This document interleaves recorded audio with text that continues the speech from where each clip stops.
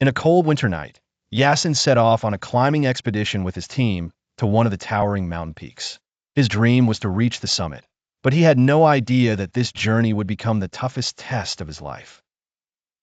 As they approached the summit, a fierce snowstorm struck, and soon the team lost contact with each other due to the howling winds and thick fog.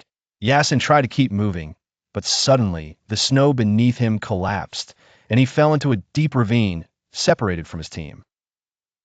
Yassin woke up feeling intense pain in his foot. He had sustained a fracture, and the winds were freezing his breath. He had insufficient food, and his phone was out of coverage. At that moment, he faced two choices: surrender or fight for survival. He looked at pictures of his family in his wallet and recalled his promises to himself that he would never give up. He decided he would live no matter the cost.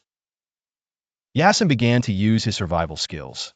He built a shelter from snow to protect himself from the winds, melted ice with fire to obtain water, and used remnants of his stick as a temporary splint for his injured foot.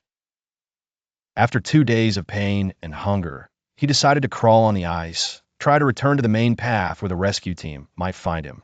Despite the coldness of his body and his weakness, he continued to crawl for long hours. He spotted smoke on the horizon. It was the team's camp. With the last of his strength, he waved his hands and shouted. Fortunately, one of the team members saw him and rushed to rescue him. After several weeks in the hospital, Yassin recovered, but he emerged from the experience stronger than ever. In an interview after his rescue, he said, "Life is like a mountain. You will face storms and avalanches, but those who refuse to give up are the ones who reach the summit."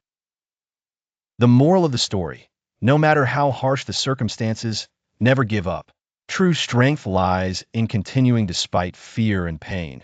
For the survivors and the successful are those who choose to fight until the last moment.